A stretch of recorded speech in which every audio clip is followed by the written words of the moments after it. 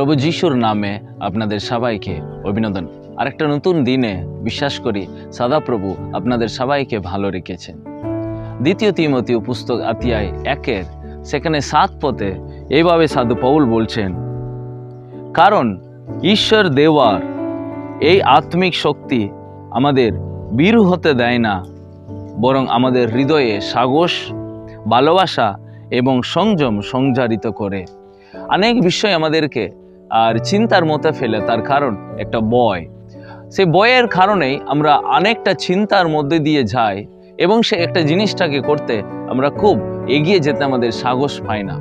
কিন্তু প্রিয়, আজকে যারা এই ধরনের পরিস্থিতিতে আছেন, এরকম চিন্তায় আছেন, প্রভু আপনাদের দিকে তাকিয়ে বলছেন, আমি ভয়ের আস্থা দিইনি, অর্থাৎ আমি এমন আস্থা দিয়েছি সেটা 3টে জিনিস তোমাদের লাইফে করবে। একটা হচ্ছে সাহস দেবে, আর একটা হচ্ছে ভালোবাসা দেবে এবং সংযম সঞ্চারিত করে।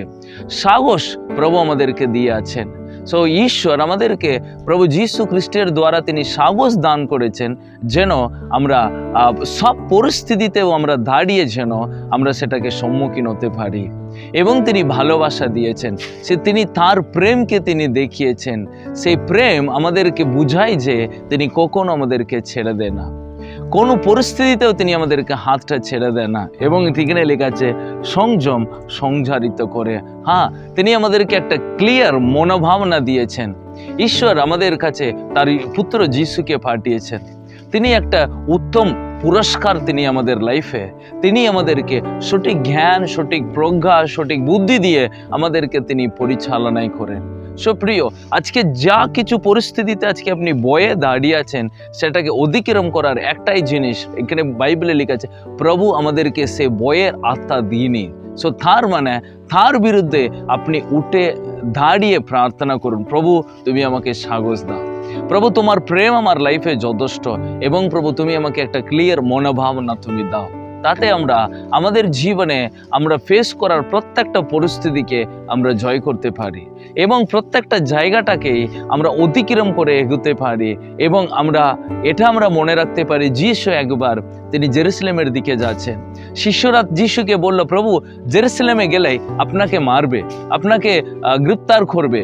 কিন্তু বাইবেলে লেখা আছে, এই কথা শোনার পরে যিশু সবার আগে জেরুজালেমের দিকে তিনি যেতে লাগলেন। সে শিষ্যরা ভাবলো তার কোনো ভয় নাই। হ্যাঁ, যিশুর কথাও কোনো ভয় নাই।